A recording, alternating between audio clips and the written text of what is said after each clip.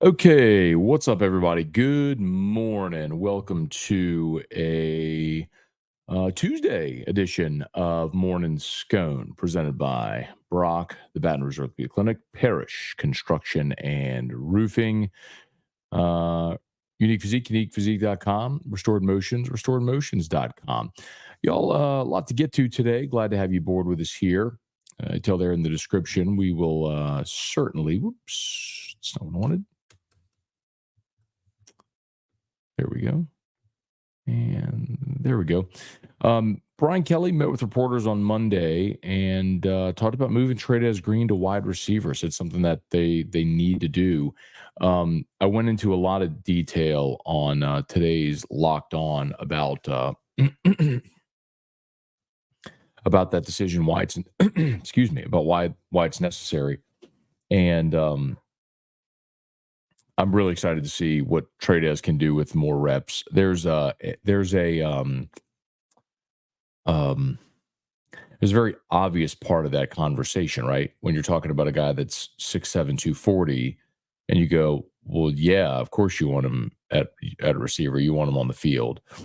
The tricky part is, like, as a tight end, you're not taking Mason Taylor off the field, because Mason Taylor is a complete tight end who can run all the routes and he can block and do everything you need a tight end to do. If you put Trey'Dez on the field, he's not blocking, so you're predictable by personnel. It's a pass, so you don't even have to respect the run in that instance. But even still, with that, you put him on the field in the red zone, and yeah, he has a 12-yard touchdown reception on Saturday.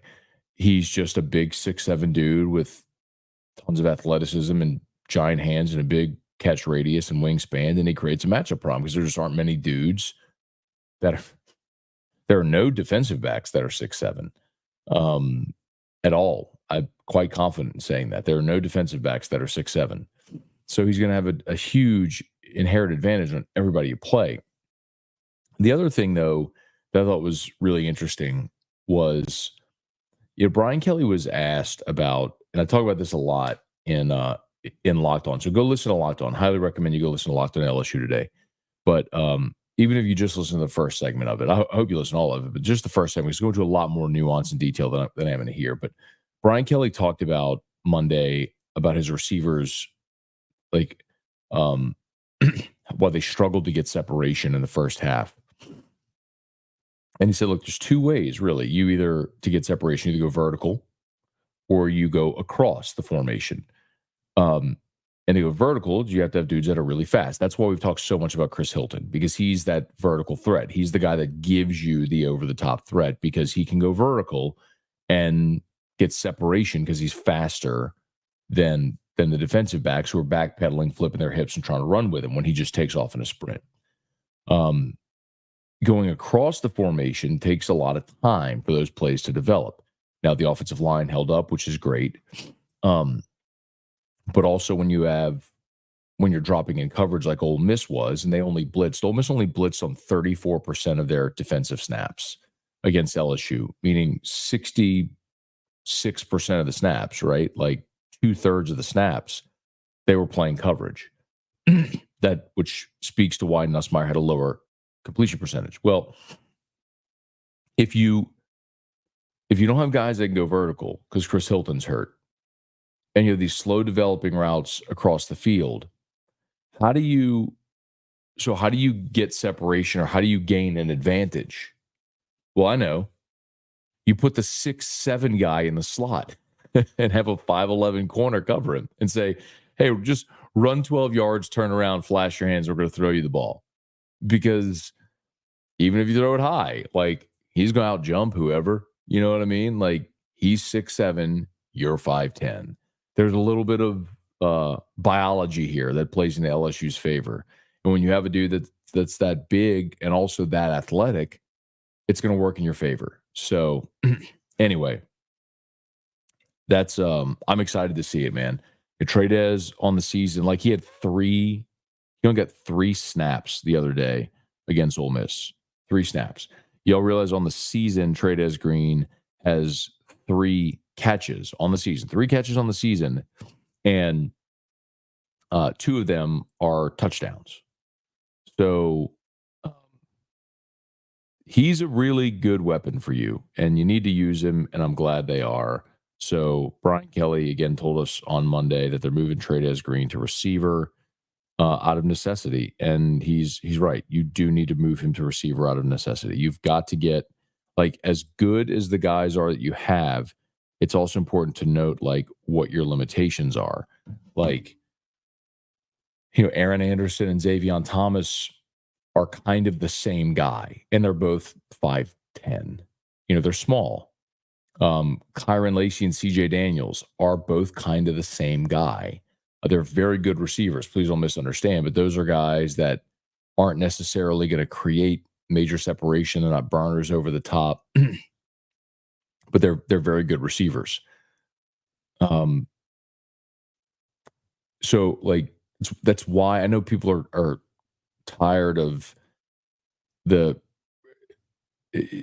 I shouldn't say tired of the Chris Hilton conversation. I mean, we've just heard there's a little fatigue because we've heard this, and you're wondering like when or if it's ever going to happen. But like, that's why. It's because he provides a different element to your passing game you don't have. So if you're looking for a different element, well, this isn't the deep over the top thing, but this is a different element to your pass game with Trey'Dez. So yeah, I'm excited, and it also eliminates a lot of the thought, a lot of the what goes into blocking and everything like that,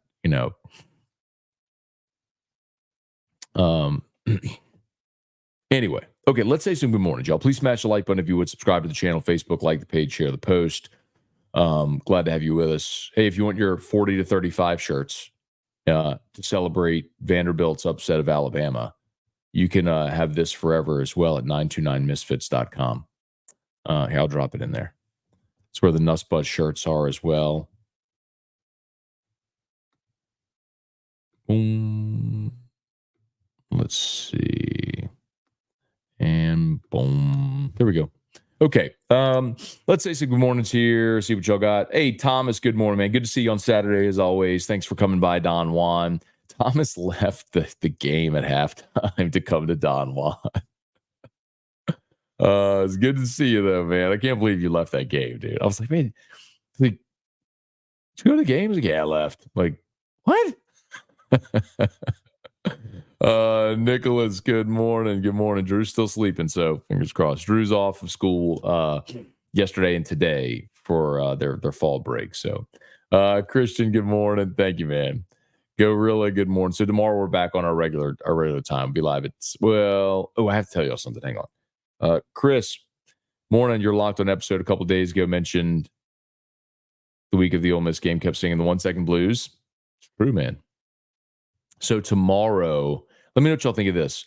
I have to do an interview with an Arkansas radio station at 7:20 tomorrow. So we go live here at 7:15.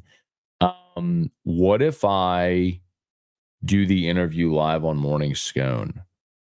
I think like what I could do is Bluetooth it. I could try to Bluetooth it into my board. And so then I could just play the interview.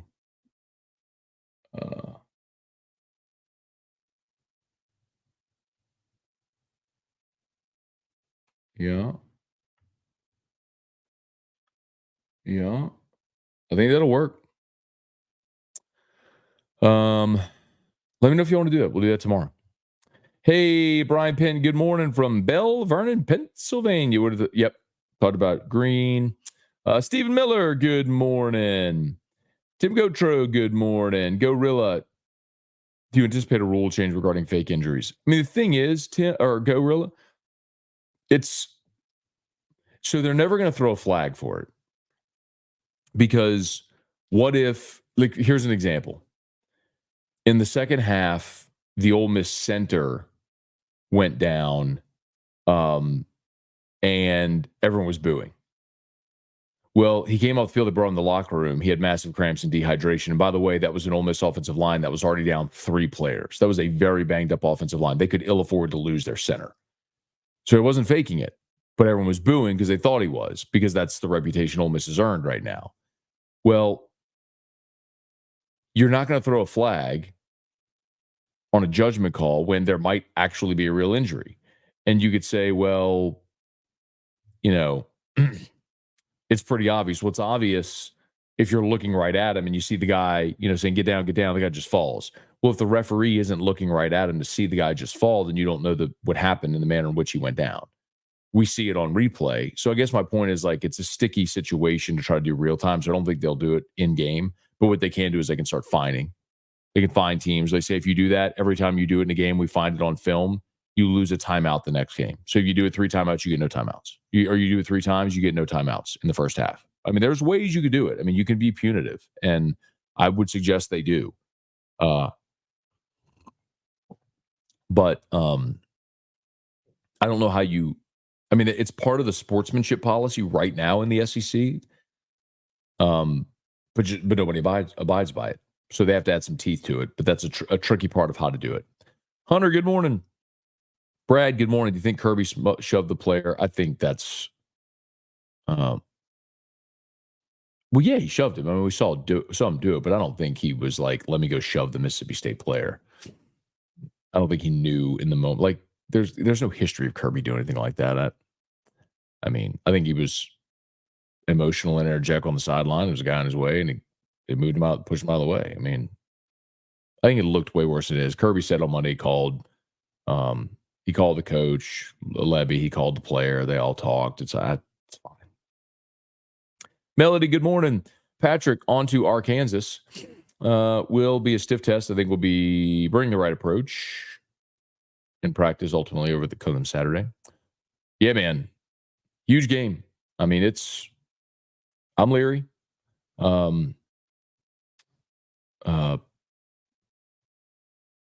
LSU it's never easy against Arkansas up there. Ever. I mean, that we went through it yesterday, going back to like the year Arkansas came into the league. There's 2 times that LSU just kind of dusted them. 2016, they beat them like 38-10. And then like 96 maybe was the other one. It's weird. Hey, Devin, good morning. Aaron, good morning. James, good morning. Brett, Simone Augustus gave a remarkable speech. She did. If you missed it, she wrote a poem to basketball, which was interesting. She sang part of Calling Baton Rouge. It was different, but it was creative and fun. We have it linked, by the way, at LouisianaSports.net if you're interested. Thomas, Green to wide receiver, is an excellent choice. Brian, Shelton Sampson falling off the depth chart. The problem Shelton's having is, I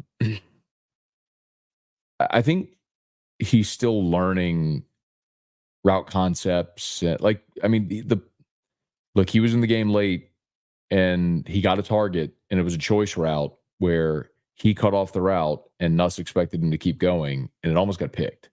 Like,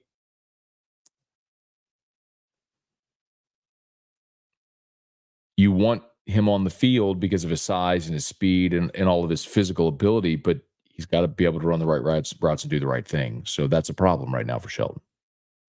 Steven, can't believe our leading rusher after 6 games is a true freshman with 281 yards.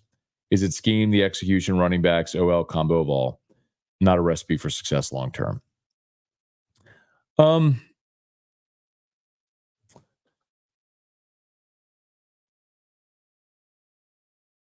So I think your offensive line has really struggled to run block. That's I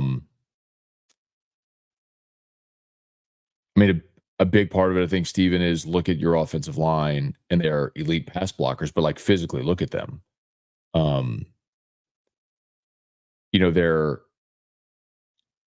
They're built, I think, taller, leaner, more athletic, like you would expect guys to pass block. So whether elite pass blockers, but you don't see Damian Lewis, you don't see Trey Turner on this team. The big, like, nasty, get in your pads, mauling type offensive lineman. So I think that's a big part of it. Hey, look, and I think Brian Kelly was right early in the season when he said, look, teams are crowding the box. And they were stopping LSU from running the ball with numbers. And that's why it opened up so much in the passing game. And I was good with that. But I just mentioned a bit ago as well, I mean, I went back and looked at the Pro Football Focus numbers. Ole Miss blitzed 34% of the time. So they brought extra bodies into the box 34% of the time. So 2/3 of your plays, they were playing coverage. So you had a fair box for most of that game and still struggled to run it. And that's because you couldn't block Walter Nolan and JJ Pegues and those linebackers, Chris Paul, and they beat you. Like, their guys were better.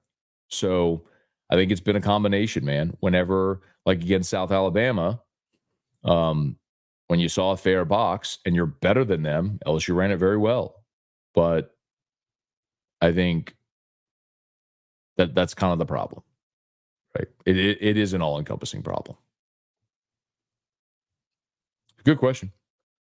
Weston Weaver, was Ole Miss defense the toughest we'll face?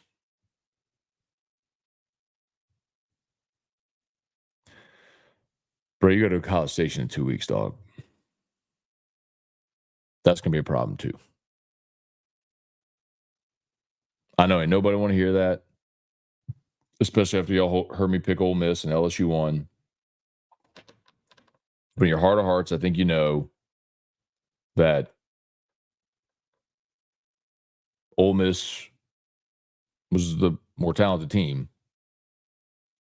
But you won the game because you played your behind off and you had a great home crowd and you kept yourself in and you made the plays. Like, you made the clutch plays. LSU deserved to win the game.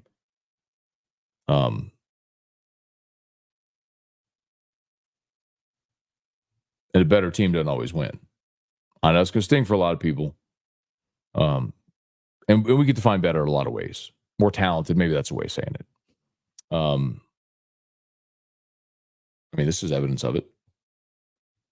Vandy was better than Alabama. Alabama was more talented. But anyway, A&M is going to be a challenge, y'all. It's going to be a real challenge, especially where it falls on the schedule. It's like I mean, we have not talked about this really at all, but I mean, Trey Harris was a problem in the first half. He didn't play the second half. That changed the game. Walter Nolan, I went and looked it up, played 43 snaps in the ballgame. I mean, their best defensive player played 43 defensive snaps in the ballgame. Like, they were a banged up football team. That whole thing that we talked about all week about 7 consecutive games, 3 consecutive SEC games, back-to-back road conference games, like, the spot on the schedule matters. It does. And Ole Miss was without a couple of offensive linemen. Like, you caught them at a really good time. I'm not saying that you wouldn't have won the game or anything like that. I'm just saying, like,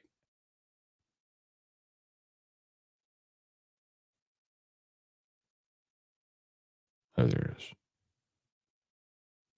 That's not what I want.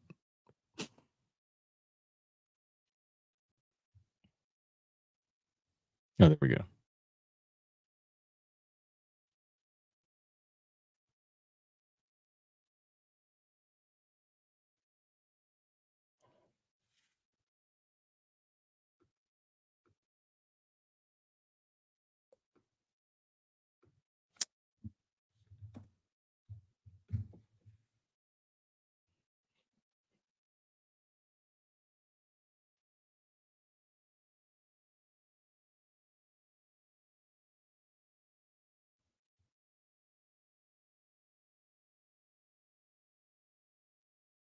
There we go.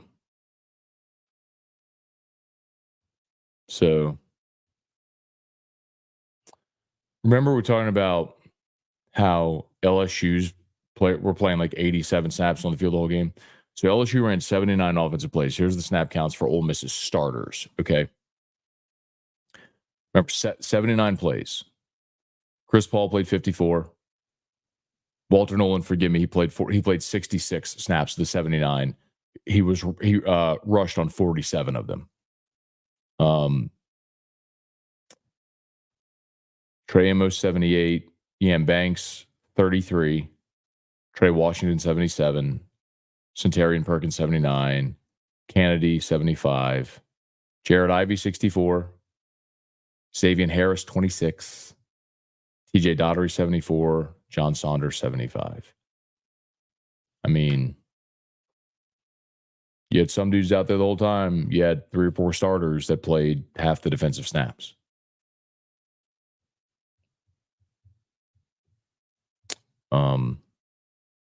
Princely Monmielen played 1 snap in the game.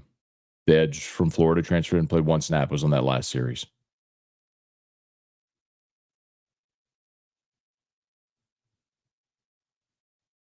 JJ Pegues played 51 snaps.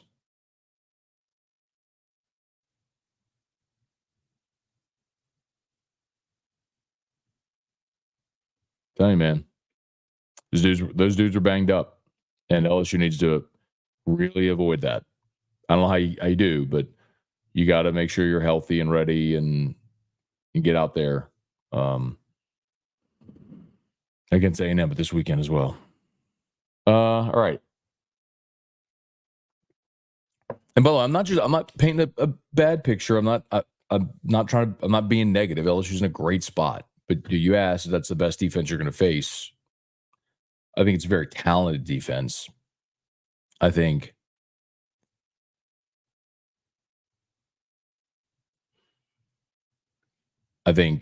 A&M and I think Oklahoma defensively create problems. Oklahoma, you're at home. A&M on the road, back-to-back road conference games, 3 straight conference games. That one has me a little leery. Be very honest with you. Gorilla. Also, you were bang on in your prediction. If we held Ole Miss 28, we win the game. It was less and got the dub. I mean, look, y'all know I picked Ole Miss to win. But everything about that game, I said it's going to take the under. They went to overtime and the under still hit. Said it's going to be a carbon copy of USC, low scoring game. That USC was tied at 10 at the half. This was 17-13. Said someone's going to have the ball at the end of the game with a chance to go win it. You know, late in is a 4-quarter game, which it was. I mean,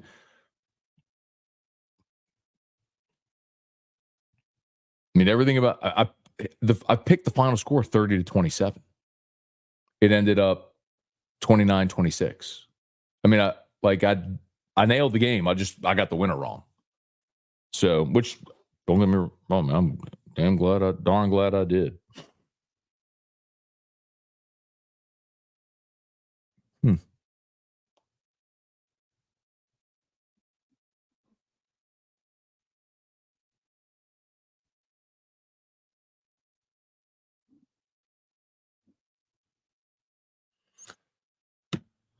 All right, please smash the like button if you would. Subscribe to the channel, Facebook, like the page, share the post. Bobby Lewis lays on Hilton. Odd 3 years of nagging injuries. Do you think he sees the field this year? I know everybody is pessimistic and kind of tired of hearing it. I hope he does, man. I'm pulling for the guy. I mean, in some it's not nagging. I mean, he's had surgeries. I mean, these guys had 3 surgeries already in his time at LSU. And as someone asked me, like, "Oh, is he just sitting out to transfer?" Like, no. That's no. That is not what's happening at all.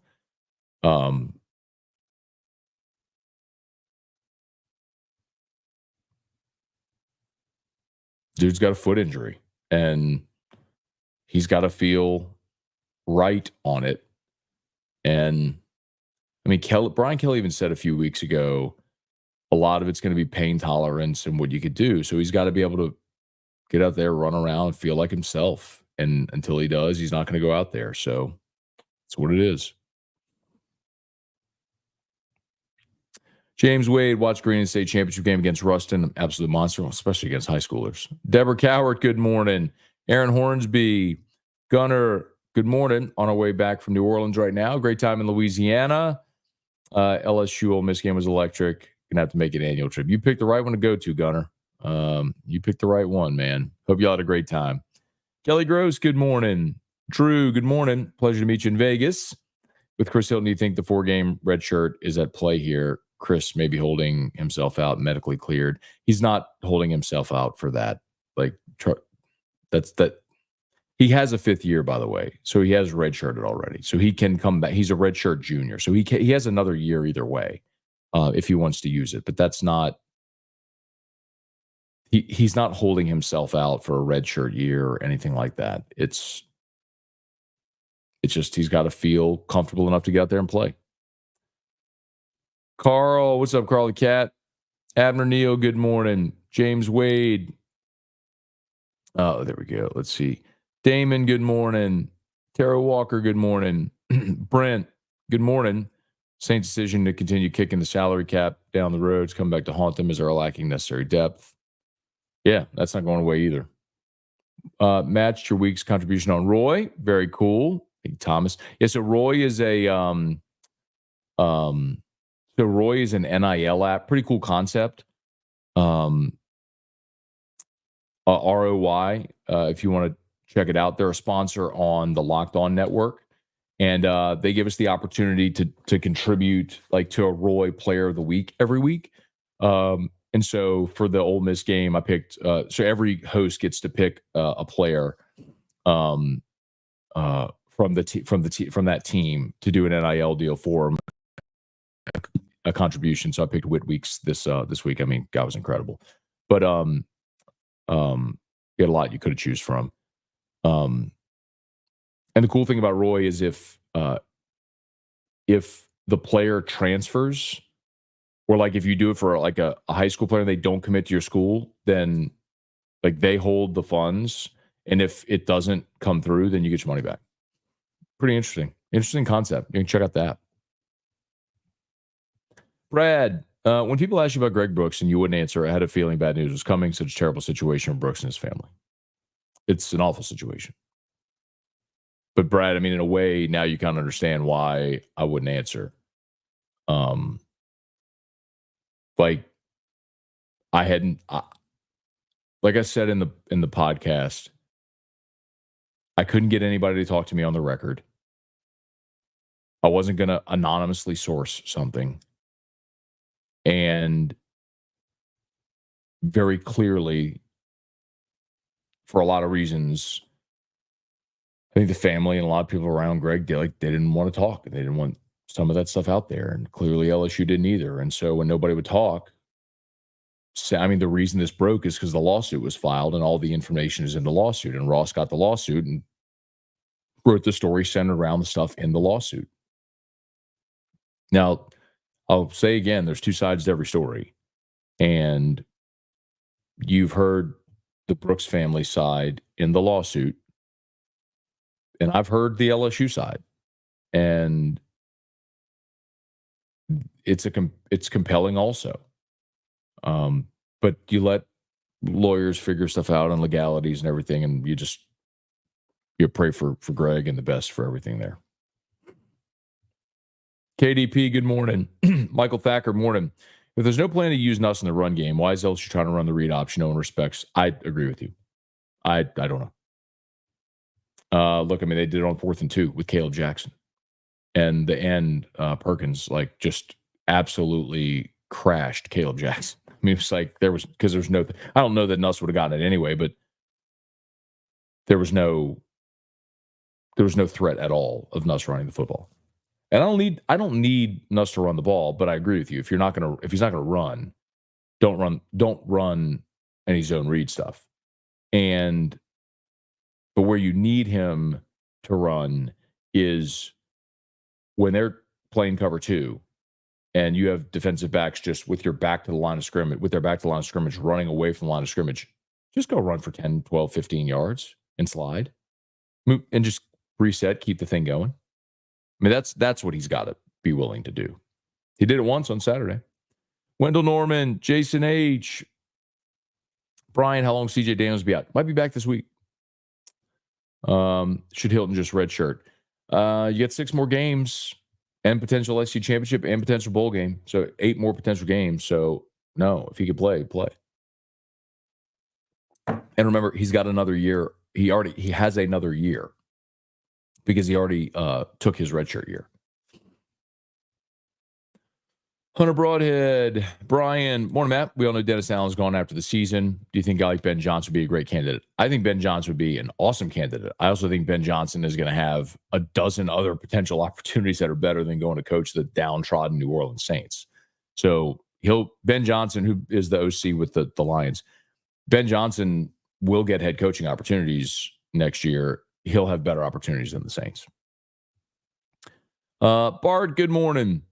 Wayne, morning, Matt. Glad to see Trey'Dez get more reps. Michael, what station in Arkansas? I live here. Would like to listen if not able to catch morning Scone.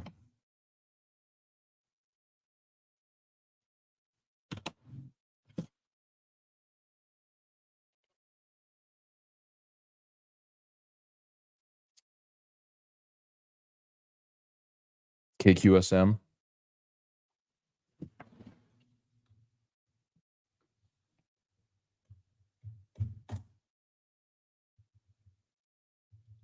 I think it's 92.1. Yeah, the ticket. 92.1 the ticket. Let's see. Seth, what's the story behind Paul's intro in AFR? Well, his name is Paul O'Neill. Paul O'Neill, who was a baseball player for the Reds and then most notably for the Yankees. Part of their dynasty in the late 90s, early 2000s. Paul O'Neill. And so the clip is Joe Buck saying they're chanting Paul O'Neill's name. Paul O'Neill. Paul O'Neill. I'm just curious, did you not know Paul O'Neill, the baseball? Because I guess you just wouldn't happen to know Paul, and wouldn't know Paul O'Neill, the baseball player, then, I guess. I understand people ask me about the Musso Barbie girl. The Paul O'Neill one's kind of self-explanatory. But I guess you'd have to know Paul O'Neill, the baseball player. Anyway. How about the Yankees, by the way? Otter was wrong again. Doubting them pinstripes, dog. Come on. Ben Giat, be a cool experience to hear you on the enemy hours. Okay, we'll do it. My wife was more astonished about you. My wife was more astonished about than you. Needed a cigar anyways. Catch you guys to watch Bam melt in a few weeks. Oh, I see what you're saying. Sorry, Tom. Sorry.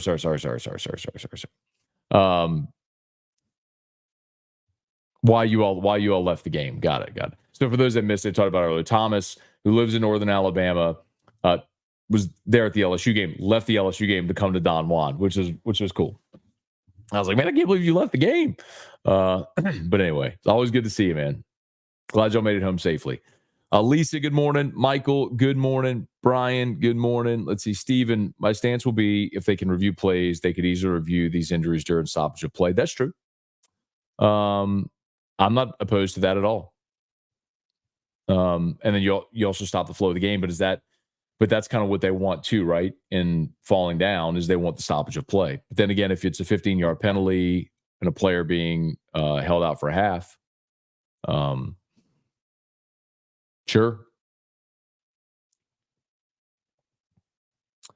Yeah, I mean, I'm not opposed to that. Like, I feel the same way everybody else does. It's absurd. Get it out of the game. I'm completely with you in that respect. How many more losses did Bama take this season? 2. I think my pick for Bama this year was 9-3. I think they'll go 9-3. And I do think Tennessee beats them this weekend.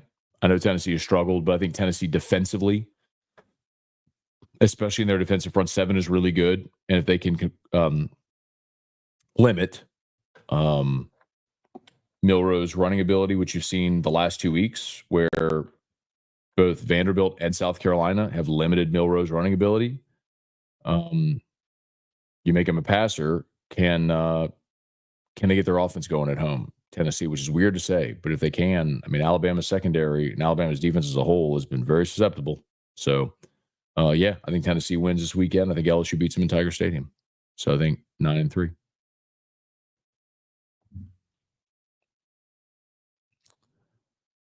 I remember I'm more nervous about this weekend than Bama. They always play stuff. A lot of people feel that way. Matt, good morning. Love immediate reaction to the Saints game. Sad and funny at the same time. Headed to Charlotte in a week for a long vacation. Boy, don't need it. Working at the post office. All good, man. You do, man. Take your time off. Go enjoy your life. We all got to make sure we do that. Yours truly included. Hunter Bam, morning. Can't stop watching the 4th and 5 pass to Anderson. I know the outcome. I'm still terrified every time I'm watching us release the ball. I don't know if y'all heard me. I asked Brian Kelly about it yesterday because the point I asked him because it was the point I brought up here was that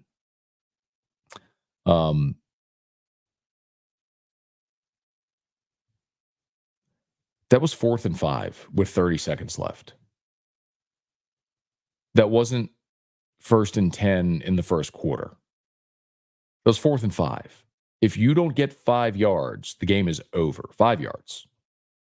And Nuss threw a contested ball into the end zone 23 yards away. I mean, to a receiver that wasn't open when he released it. He threw to a spot. I mean, one of the all-time Stones plays. All time. Medical staff for Ole Miss should be mad. Makes them look bad. I don't think it's a reflection on the medical staff, man. Everyone knows it's the coaches telling them to get down. I think that it's just embarrassing all the way around. Stevenson's 2015 one-score games on, I guess it's at Arkansas. Well, it wouldn't be at Arkansas. 2000. If we wouldn't play there 15 times, so it has to be all together, right? No, it's got to be. Well, yeah. No, it's probably total.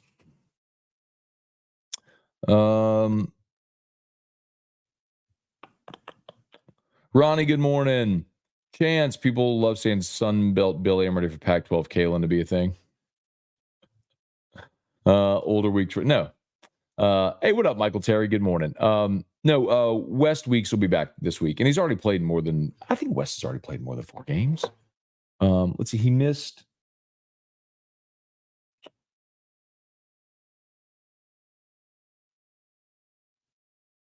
Oh, no, he's missed 3, right? Yeah, he played in the first 2. He missed South Carolina, UCLA, played 1 snap against South Alabama, then missed this week. But no, he'll be back. I think he'll be back this week. He dressed, by the way. West Weeks dressed against Ole Miss this weekend. Hey, Dad, good morning. Buzzy Landry, good morning. Taylor Hudson. Lonnie Nuss run the freaking ball. Justin has become an issue of pride for Mickey Loomis. I don't know that I would say pride, and I don't know specifically what you're talking about. If you're talking about just the kicking the can down the road, I think they're just in perennial and perpetual win now mode. It's just how they've chosen to function as an organization. Trivia, good morning. Let's see. Spurge, good morning. Charlie Cavell. Brian, Nuss reminds me of the Joe Montana era. The Dome Patrol ate them up all day. Games are always close. Montana wasn't doing nothing. Montana came down the field. He's Joe Montana, man. I said Joe Montana. Carl the Cat. Joe Sloan needs to step it up with his play calling. I don't know that I agree. I think Joe's been fine. Charlie, did you see Lane Kiffin and Whit Weeks chirping at each other during the game? No, I didn't. It's kind of funny, though. West Week should be back this weekend. Gunner, to me, looks like Sampson fits best in the offense in the role. They use Kyron Lacey, which isn't feasible next year at the earliest. Let's see. Just went back and looked. Ole Miss has scored 1 TD in their second half of the last 3 games.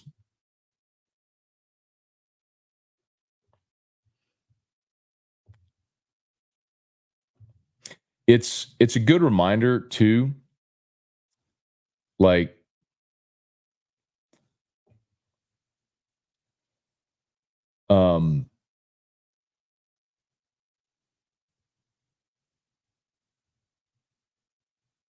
it's a good reminder not to overreact, because Ole Miss and Tennessee were the 2 offenses that everyone thought were just invincible in the first month. and they have done nothing against conference play or in conference play. So it's a good reminder, like, let's not overreact when you score 70 against Kent State or Furman. Rusty, good morning. Let's see. It's not our fault. They were banged up. Come on. I'm not saying they are. No. That's not the point I'm making. The point earlier was about the defense you're going to play, and I was talking about A&M.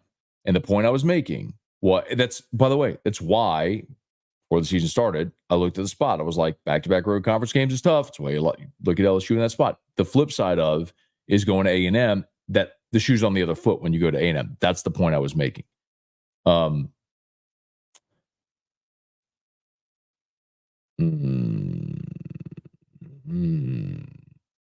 Dog, you were an underdog on your home field. Like, it's true. The more talented team doesn't always win. Like, that's true. But they outgained you and never trailed until overtime. Like, they blew it. They dropped an 81-yard touchdown pass. They missed a 32-yard field goal. They fumbled right before the end of the half. Like, they blew it. And you made plays to capitalize. You deserve to win the game. Daniel, A&M's best overall team defense in Ole Miss. Tigers, does 10-2 LSU make the playoff? At this point, I would say yes. Now, the USC loss keeps looking worse. But if you're 10-2, you already have a top 10 win over Ole Miss. Tell me what the other loss is. Like, is it at A&M? Is it home against Bama? You know, the fear is, let's say it's one of those two, and one of those two teams ends up 10-2 and then has a tiebreaker over you. That's the concern. How 10-2 could not work out for you. But if you go 10-2, you have a win over top 10 Ole Miss. You would have a win over one of them, either A&M or Alabama, conceivably, or both. What if you beat them both, but you lose at Florida or something like that? You'd have beaten Oklahoma, a win at Arkansas. You know, it's, yeah, the 10-2 for LSU should be good enough to get you in. But the thing that I'm interested in seeing is what happens with like tiebreakers and things like that. Let's see. Steven, Tyler, we probably lose to a healthy Ole Miss, especially Trey'Dez. I mean, if you can't deny the game changed when Harris left. I mean, it's why we spent so much time last week. And by the way, happens. I mean, Alabama won a national championship because Colt McCoy got hurt. You can't undo that. It happened. How different is it? I mean, guy had 84 yards and a touchdown in the first half. He's a big deal.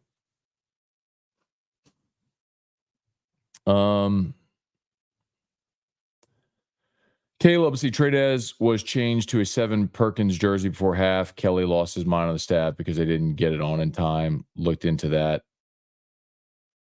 They were probably trying to get him on the field in case of I was thinking about this. If Ole Miss was going to throw a Hail Mary, they're trying to get him on the field to play defense, but you have Zai on the field who wears 14, so you couldn't have 2 14s.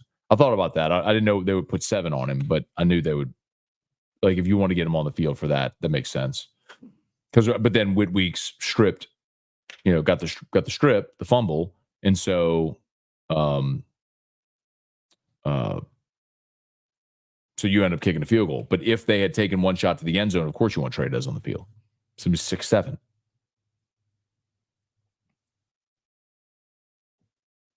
Nice t-shirt. I expect to see it on you tomorrow. What's tomorrow? Wednesday. What's tomorrow?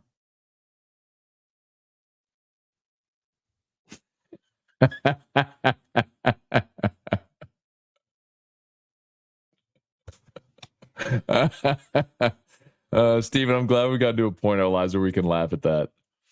Option with Jarrett Lee and Trendon Holiday to the boundary. As if there's any doubt what you're going to do with it, right? Oh, man. So funny. Y'all please smash the like button if you would. Subscribe to the channel. Mark, what's going on? Will Saints fans boo Sean Payton? I wouldn't. I would never boo Sean Payton. I love Sean Payton. I'm forever grateful. Matt, does the Greg Brooks situation possibly on... No. Nuss has been phenomenal. Might be the best college QB in college. Definitely the best passer. What's a ridiculous statement? You have to remind me what's the ridiculous statement. Let's see. You're surprised Caleb Jackson lack of production. Yes. I think I've told you all this before, but when I would do preseason interviews and people would ask, like who's the guy nobody knows that everyone will know at the end of the season, I said Caleb Jackson every time. And it looked that way in fall camp. Y'all, like I can go back and look at my notes. I don't know that I wrote down Caden Durham's name one time. Like I can't remember a single play that Caden Durham made where I went, oh. It's not to say it wasn't a good play. It was Josh Williams, Caleb Jackson, John Emery was out there.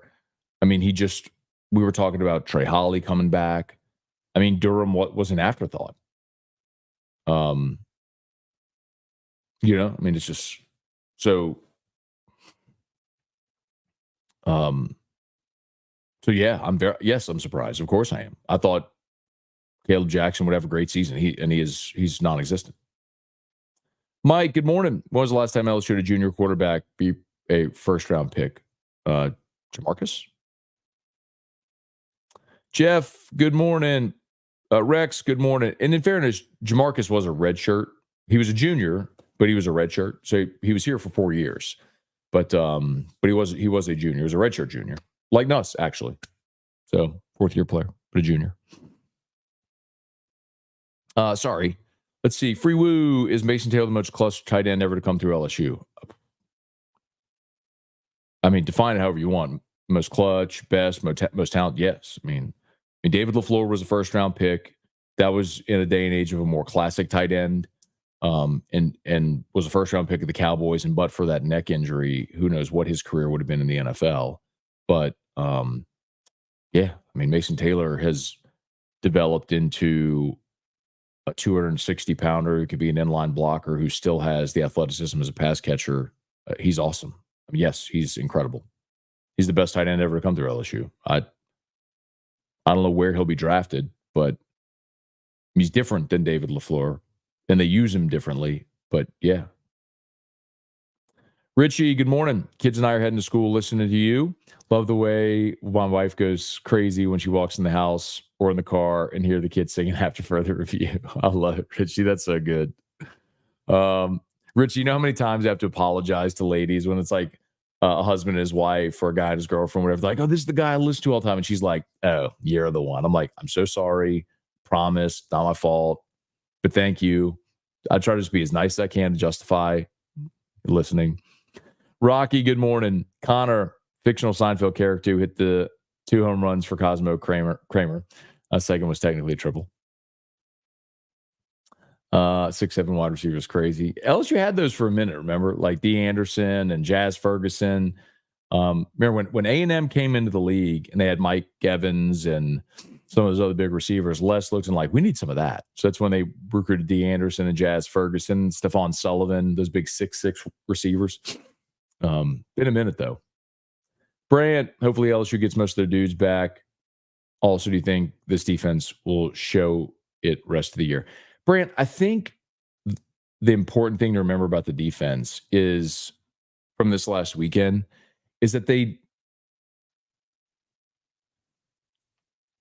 narrowed their rotations and they stuck with veteran guys, man. Like having a healthy Zy Alexander and a veteran Ashton Stamps, those are your best 2 corners. Play them every snap. Having Jordan Gilbert, Sage Ryan as your safeties, two guys that have played, a combined 60 games or whatever it is, it's going to make you better. I think Deshaun Spears has the higher ceiling, but there's going to be busts. Okay, well, you put the two veterans on there who are lining everybody up and are always going to know where to be. You're going to be more steady. And they were. I think the most impressive thing that we are just not talking about enough is defensive tackle. I mean, that was a giant question mark. Brian Kelly admitted it. You got Paez from Wisconsin and JVR Suggs from Grand Valley. And then you lost your best guy in Jacoby and Guillory. And we're like, pretty good. I think that's been, Bo Davis deserves a ton of credit. Ahmad Bro's emergence, Gio Paez being solid in the middle, Suggs, Lee, Sean Washington, rotational guys. Dominic McKinley's playing well, y'all. McKinley, you see.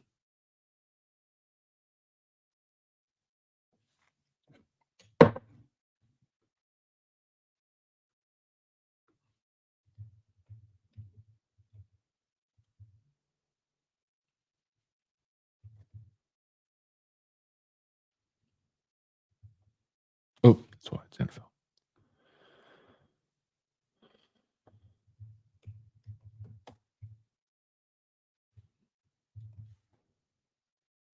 Dominic McKinley.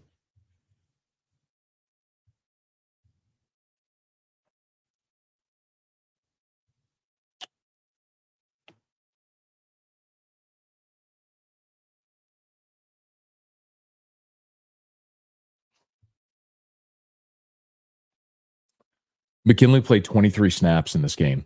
That's probably I bet you that's his most snaps so far this season. Let's see. He played, So he played 18 against UCLA, 17 against South Alabama, 23 against Ole Miss. So you're starting to see his productivity go up. I mean, it's pretty impressive, man. I know nobody wants to think about the future, but it's going to be even better and better as you keep going along. All right, please smash the like button if you would, subscribe to the channel. Let me go quickly here, wrap this thing up. Do you think the Saints should trade for their older players? No. Who's going to, think of this. Who are you going to trade? I say it all the time. I'm not to be dismissive, Eric. I'm sorry. You're not just trading a player, you're trading the player in their contract. So who would trade for, who are you going to trade? You have a bunch of contracts that are not tradable.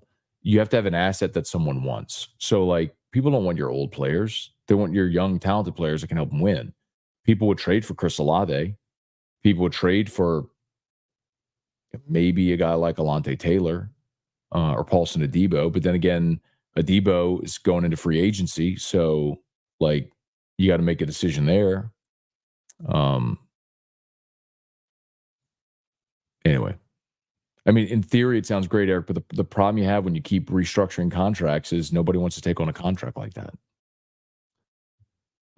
Glenn, good morning. Week 3, this team is not a playoff team. Week 6, this team is a playoff team. Love this game. Yeah. Glenn, y'all going to be sick of hearing me say it, but teams are allowed to improve. J-Rock, what's your impression of Bub Means? Had a good day. 5 catches, first touchdown. Good for him, man. Think the Yankees take care of business and win the pennant? I do. Ken, was Toviano stuff a smokescreen? No. Remember, he didn't say that he was starting. He said they moved Toviano to star in case they needed to move Burns back to safety. But Burns played really well. Probably his best game as a Tiger this past weekend.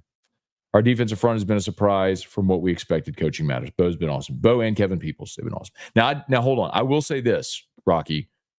I did say before the year that I thought LSU's ends were good. And I said not good by comparison of what LSU's defense was a year ago, legitimately good. No, the linebackers were good, just not deep. And that's proven to be the case as well. Defensive tackle was a problem, but they've clearly improved, and Bo Davis deserves a ton of credit for that. Secondary was a giant concern, but hopefully they're coming along, man. They played well the other day. All right, let's wrap this thing up. Y'all have an awesome day. Remember, all of our sponsors, they're linked in the description on YouTube, and they're tagged on Facebook. If you need North Peach, go to Brock. You need a roof, you call Parrish.